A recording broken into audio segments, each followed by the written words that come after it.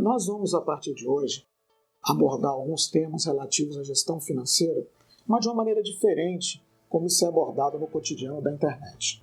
Todas as vezes que nós vamos buscar alguma orientação sobre gestão financeira, administração financeira, educação financeira, as orientações são as mesmas. Ou seja, você anota o que você está gastando, você coloque isso numa caderneta ou numa planilha, depois você faz uma planilha orçamentária, colocando o que você gasta, o que você recebe, e passe a controlar essa situação. Não sou contra isso, mas isso é apenas um dos instrumentos que nós usamos para efetivamente controlar a questão financeira. Depois de 30 anos trabalhando nessa área, conclusão que eu cheguei: toda a parte financeira que as pessoas administram, seja pessoa física, sejam as empresas, nós precisamos trabalhar 4 momentos. O primeiro momento é uma questão emocional, e é o mais importante deles, que se as pessoas não tiverem equilíbrio emocional e não tiver uma situação que ela possa enxergar com racionalidade, não com coração, ela não consegue sair da questão do endividamento. Ela não consegue fazer investimentos criteriosos. Essa é a primeira regra. Segunda regra é o controle financeiro. É justamente essa questão que é muito abordada na internet, de fazer os controles via planilha, via caderneta, via apps específicos que estão sendo divulgados com esse intuito. Tem um terceiro pilar, que é o pilar das negociações. Seja você um investidor, seja você algo que está com muitos débitos e precisa solucionar, as negociações, a forma de negociar, a estratégia de negociação, ela é fundamental.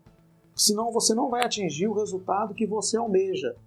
E o último pilar dessa situação é o pilar jurídico. Porque se essa situação do emocional, do financeiro, do negocial, ela não trouxer para você o resultado, tanto na parte de endividamento quanto na parte de investimento, obrigatoriamente você vai ter que buscar o Poder Judiciário. Então, na realidade, isso forma um ciclo que vai lhe permitir uma maior tranquilidade no momento de tratar dessas questões. Muito bem? Então, veja, eu vou te fazer 2 perguntas. Primeiro, você trabalha para o dinheiro ou o dinheiro trabalha para você? Esse é o primeiro questionamento que nós fazemos com todas as pessoas que nos buscam para dar essa orientação sobre esses temas. Então vamos começar pela primeira resposta. Será que o dinheiro trabalha para você? Como é que você faz o dinheiro trabalhar para você? Isso é importantíssimo na vida da gente, senão eu vou ficar me matando de trabalhar e não sabendo como aplicar adequadamente o meu dinheiro, e esse dinheiro não rende o suficiente para poder me dar sustentação, ou no presente ou no futuro, especialmente no futuro, porque a partir do momento que você tem uma idade mais avançada, você vai precisar de recursos financeiros para se manter. Então você precisa entender qual a metodologia e qual a estratégia que você vai aplicar para o dinheiro trabalhar para você. E aí entra a questão emocional. Não é? O que acontece? Se você não tiver um equilíbrio adequado para buscar essa opção de investimento, você pode estar colocando o seu dinheiro, o seu esforço, num lugar que não é adequado para você. Se você faz um investimento numa área que está em desacordo com o seu perfil, desacordo com a sua expectativa, você vai acabar se frustrando porque não tem o rendimento que você espera. Então, quando nós orientamos isso, nós somos muito mais preocupados com a sua expectativa, o seu interesse, o seu envolvimento pessoal, do que o próprio resultado. A partir do momento que você tem isso de forma bastante clara, você consegue enxergar situações, você enxergar momentos que você não enxerga numa situação sem você estar envolvido naquilo de maneira mais racional. E aí vem o primeiro questionamento. Qual? Você tem que aprender a ter um padrão de vida um pouco menor do que você ganha. A grande maioria do povo brasileiro tem um padrão de vida acima do que ganha. Então nunca sobra nada, está sempre faltando. Então essa pessoa está sempre trabalhando para o dinheiro e não fazendo que o dinheiro trabalhe para você. Porque é o seguinte, quando você tem um padrão de vida alto, é muito difícil baixar esse padrão de vida. Quando você tem um padrão de vida menor, é mais fácil você manter esse padrão de vida. Não estou dizendo que você vai ficar aí sem um conforto maior no seu dia a dia, porque você não quer gastar dinheiro, não é isso. Eu não quero que você seja dessa forma também. Mas eu quero que você tenha conforto e não fique com aquela expectativa que eu preciso ganhar dinheiro eternamente e o dinheiro nunca vai dar.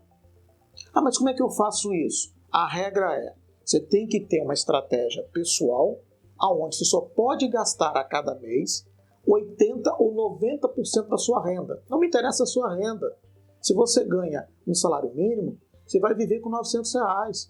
Se você ganha R$2.000, você vai viver ou com R$1.600 ou com R$1.800.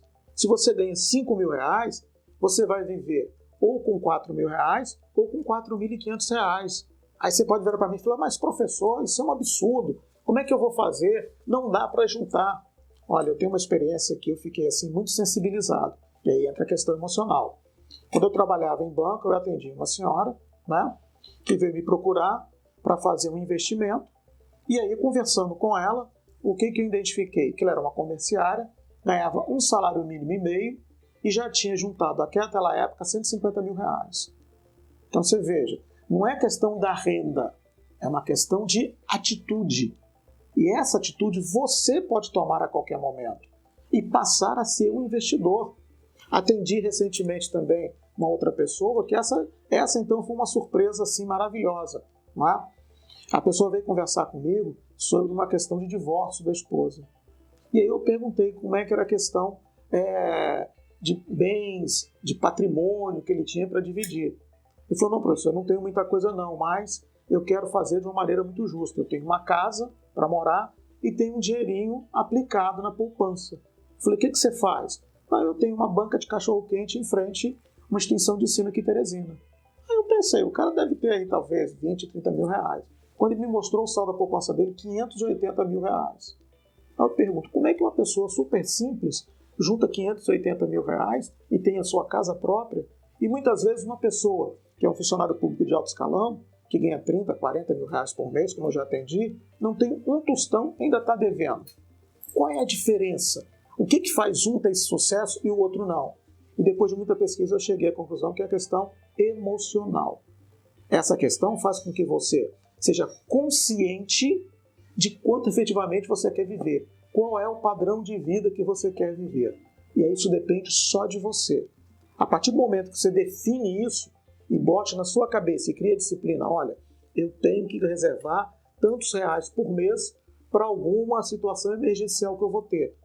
Ah, mas você vai ter situação emergencial sempre? Não, mas pode ocorrer algo que você precise. Não precisa nem ser uma coisa ruim. Ah, eu quero fazer uma viagem a cada ano, eu quero fazer uma viagem a cada 6 meses. Em vez de você fazer financiamento para pagar a viagem, você vai usar o teu próprio recurso para pagar essa viagem e ainda ter recurso para poder gastar na viagem que você vai fazer. Então isso depende muito da sua atitude. E a atitude depende do seu equilíbrio emocional. É o que eu sempre falo para as pessoas que me procuram. Muito mais importante do que você começar a fazer listas e anotações é você se conscientizar o porquê que você vai fazer a lista, o porquê que você vai fazer as anotações. E aí, quando é a questão de investimento, eu vejo muita gente fazer investimento no lugar errado. No Brasil é interessante que tem muita gente que acredita em tudo. Acho que a economia é uma ilusão que você pode ganhar milhares de recursos sem ter um critério previamente estabelecido. Nós vimos recentemente na TV esses investimentos, essas pessoas que captam dinheiro para investir em criptomoedas, né? As empresas de consultoria oferecendo 10% ao mês para todo mundo. Isso não existe. Nós temos que buscar os investimentos que são reais, que são concretos. Esses investimentos são instituições sérias que vão nos orientar e fornecer esses investimentos. E aí, para que você possa fazer isso, você precisa primeiro saber qual é o seu perfil de investidor. A grande maioria acha que fazer perfil de investidor é uma grande besteira, de forma alguma. Definindo o seu perfil de investidor, você vai sofrer menos quando escolher aonde vai botar o seu dinheiro. Tem gente que só investe em imóveis, tem gente que só investe em poupança, tem gente que só investe em ações, tem gente que só investe em criptomoedas. Mas para cada uma dessas escolhas tem uma consequência, que é um rendimento maior ou menor. Você vai ter o dinheiro mais disponível para você, que nós chamamos de liquidez, ou um dinheiro menos disponível para você, que tem que vender o bem primeiro para fazer aquele dinheiro. Isso tem que ser pensado previamente, dentro das suas expectativas, dentro da sua disciplina e de acordo com aquilo que você espera que vai gerar no futuro um rendimento adequado ou um retorno adequado exatamente para a sua expectativa. Então, a primeira coisa é definir o seu perfil. Qual o seu perfil? Hoje nós temos 4 perfis. Nós temos o perfil conservador, nós temos o perfil moderado, nós temos o perfil arrojado e agora surgiu o perfil agressivo. Cada um desses perfis vai investir o seu recurso num determinado produto bancário ou num determinado produto oferecido pelo Sistema Financeiro Nacional. E hoje nós temos aí um leque imenso de recursos que pode captar dinheiro da gente. E é mais importante ainda você ter esse conhecimento. Além dos bancos tradicionais, que tem uma agência, você vai lá e fala com o gerente, conversa com ele, hoje tem os bancos digitais. E recentemente eu estava conversando com o cliente, ele me mostrou aqui a conta dele no banco digital e perguntando: olha, professor, tem esse monte de investimento aqui, como é que eu escolho? Onde eu aplico o meu dinheiro? Como é que eu vou ver essa questão de rentabilidade? Se a inflação está alta, se a inflação está baixa, qual a melhor estratégia que eu faço? Então, isso não é para você fazer de maneira aleatória. Você tem que fazer isso de maneira concreta. Então, o que caracteriza, por exemplo, um cliente com perfil investidor ou uma pessoa, com perfil conservador, né? Um investidor com perfil conservador. Primeiro, é como ele está na expectativa de correr o risco. Eu não quero correr risco nenhum, ou risco mínimo. Então, você vai botar o seu dinheiro numa poupança ou vai botar o seu dinheiro no Tesouro Direto. A poupança hoje está dando quase nada. O Tesouro Direto, às vezes, dá um pouquinho mais de recurso. Se eu botar no Tesouro Direto, eu boto no pré-fixado ou boto no pós-fixado? Depende. Se nós tivermos a inflação em baixa, você vai botar no pré-fixado. Você vai ter uma taxa mais alta, ela vai se manter, e a inflação vai cair, você vai estar ganhando. Se nós temos a inflação em alta, uma perspectiva em alta, você vai colocar no pós-fixado. O teu dinheiro vai acompanhar a subida da inflação e mais a taxa de juros que você vai ganhar. Olha os detalhes que nós começamos a conversar, justamente para você não perder o seu investimento. Professor, eu não quero deixar só na poupança nem no Tesouro Direto. Ter um pouquinho mais de risco. Então eu vou deixar um pedaço do meu dinheiro, talvez em poupança, talvez em Tesouro Direto, e vou colocar um pouquinho de dinheiro no imóvel que eu posso receber ou não aluguel, e eu vou colocar o dinheiro no CDB de um banco, no LCI, no LCA, no CRI, no CRA. Né? Lá no futuro nós vamos dizer como funciona cada um desses investimentos. E vou botar um pedacinho do meu dinheiro no mercado de ações. Quando você coloca isso em poupança, Tesouro Direto, os títulos bancários, nós chamamos de renda fixa. Quando eu coloco isso um pouquinho em ações, eu estou chamando de renda variável. Então eu já estou começando a ter um pouquinho mais de risco. Agora, esse aumento de risco, que é muito pequeno, ele vai gerar também um resultado, um pequeno valor de resultado a mais do que você teria só com poupança e com título público. Professor, não, eu sou mais arrojado. Se você é mais arrojado, então você vai aplicar um pouquinho mais em ações e deixar um pouquinho mais na renda fixa. Então eu quero colocar 60% em ações e 40% do meu dinheiro em renda fixa. Sem problema, tranquilo. Não, professor, eu sou aquele que não me preocupa com o risco. Eu quero ganhar o máximo possível, mas se também não der, não tem problema. Eu aguento a situação. Então hoje você tem criptomoedas e você tem as ações. Pega todo o seu dinheiro e investe em criptomoedas, todo o seu dinheiro investe em ações. Aí eu te dou um aviso. Cuidado. Volto a repetir. Não existe milagre em economia. Se chegar alguma empresa de consultoria para você, não, deixa o seu dinheiro comigo, que eu vou investir em criptomoedas, vou investir em ações, e você vai ter uma renda maravilhosa todo mês, na faixa de 12%, 13%, 15% ao mês, como já tive cliente aqui que veio reclamar comigo que fez esses investimentos e acabou não tendo retorno. Não aceite uma situação dessa. Primeira coisa, você vai investir em ativos de menor risco, procure uma instituição séria, procure uma consultoria na instituição séria. Quando você está na instituição financeira devidamente aprovado pelo Banco Central, ele tem profissionais que vão te orientar em relação a isso. Mas eu não quero me vincular a banco. Então busque no mercado especialistas que já têm um nome no mercado, que as pessoas já conhecem, que as pessoas já confiam, para te orientar nessa situação. Porque hoje a diversidade e o volume de títulos, de negócios, de investimento, ele é muito grande. Por isso que ele vai depender muito da sua expectativa, e a sua expectativa depende do seu perfil. E o seu perfil depende da situação emocional que você tem, ou da situação emocional que você está vivenciando naquele momento. Eu já conheci muita gente que começou como conservador, passou para moderado e hoje é arrojado. Ele não chegou no agressivo. Mas quem sabe no futuro ele vai chegar no agressivo. Então, o agressivo, que a gente vê hoje, uma classificação que eu considero muito, é aquele jovem, aquela pessoa que quer investir em criptomoedas. Criptomoedas é ruim? Não. Eu mesmo estou fazendo experiência com criptomoedas. Só que ela tem uma variação que você tem que ter um coração muito bom. Tem momentos que você ganha muito, tem momentos que ela despenca. Aí quando despencar você vai ficar um louco tirar o seu dinheiro? Não, você tem que segurar. Porque pode ter um momento seguinte, ela inverte a curva e cresce de novo. Para você ter essa segurança, o que você normalmente tem que fazer? Contratar uma pessoa que te dê essa segurança, que te orienta. Quando você vai para uma academia de ginástica, que você quer moldar melhor o seu corpo, você não contrata um personal?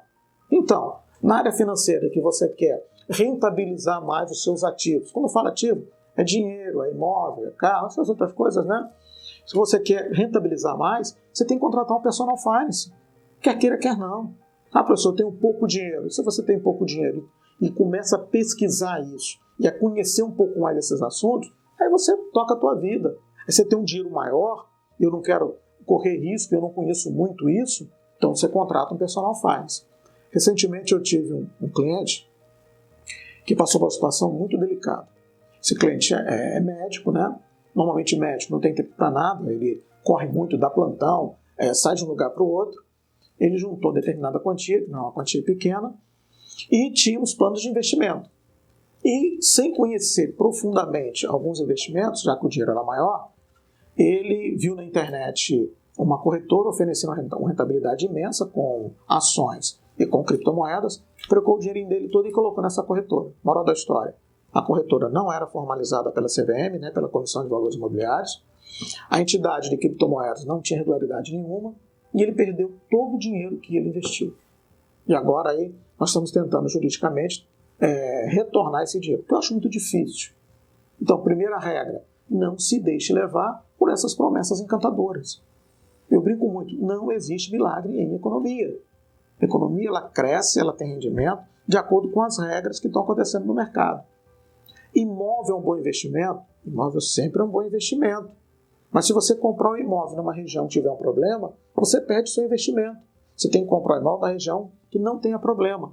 Eu tenho um amigo, por exemplo, que eu orientei, ele foi comprar um imóvel em loteamento, muito bom loteamento, né? O preço do imóvel estava muito bom, ele comprou tranquilamente, com a expectativa que isso fosse crescer.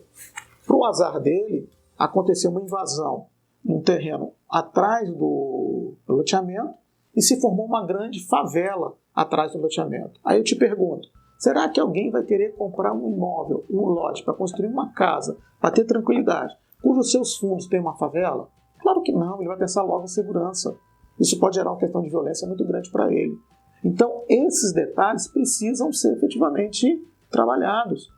Eu já vi situações que gente com recurso financeiro maior foi em bancos para aplicar o seu dinheiro, porque ele precisava desse dinheiro lá na frente, com 30, 60, 90, 6 meses, e o colega do banco, na ânsia de cumprir a meta dele, colocou isso numa previdência privada que a gente chama de PGBL. O que é isso? Que quando ela te permite fazer abatimento no imposto de renda, mas quando você retira o dinheiro, você paga imposto de renda integralmente. 90 dias depois, ele foi lá tirar o dinheiro dele. Aí ele pagou 27,5% sobre tudo que ele tinha aplicado. Ou seja, além de não ganhar nada, ele ainda perdeu o dinheiro que ele tinha aplicado. Então, esses detalhes precisam ser muito bem discutidos, muito bem orientados, para que você não tenha problema nenhum. E isso não envolve técnica, não é? Isso envolve conversa, convencimento, disciplina, né? O seu equilíbrio. Então, eu converso muito com as pessoas. O teu equilíbrio emocional talvez seja mais importante até o conhecimento das técnicas. As técnicas é um conhecimento adicional que você tem a partir do seu equilíbrio emocional. Eu falo muito nisso. Então eu brinco muito que todos nós, quando fôssemos envolver com finanças, nós tínhamos que fazer uma terapia financeira emocional. Porque aí você se equilibra e consegue acompanhar isso. Aí você me pergunta, mas professor, para que eu preciso de ter controle emocional para investimento? Claro que precisa. Imagine que se você investiu em ações, agora mesmo, tem gente que investiu na Bolsa de Valores, ela foi a 120 mil pontos, agora está a 112 mil. Então o investimento que foi feito lá em cima, ele caiu. Se ele não comprou corretamente as suas ações, provavelmente hoje ele está negativo em relação ao ganho. Ah, tem que desesperar tirar o dinheiro? Não. você tem que estar preparado emocionalmente, tem que estar orientado emocionalmente para ficar tranquilo, na certeza de que lá no futuro ela volta a subir. Ah, professor, eu fiz investimento no CDB, no LCI, e eu fiz pré-fixado, e agora a inflação está subindo, eu vou sair correndo? Calma, vamos aguardar um pouquinho para ver a tendência, e a partir daí, se a tendência estiver muito ruim, a gente planeja um saque e um reinvestimento de outra maneira.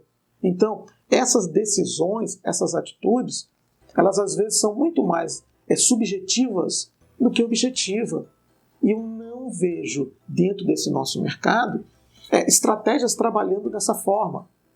Você fazer um curso de gestão financeira, de educação financeira, onde vão te ensinar a fazer planilha, controlar os seus gastos através de uma app no celular, controlar os seus gastos através de anotação em planilha, anotação em caderneta, isso é muito simples e não é por aí.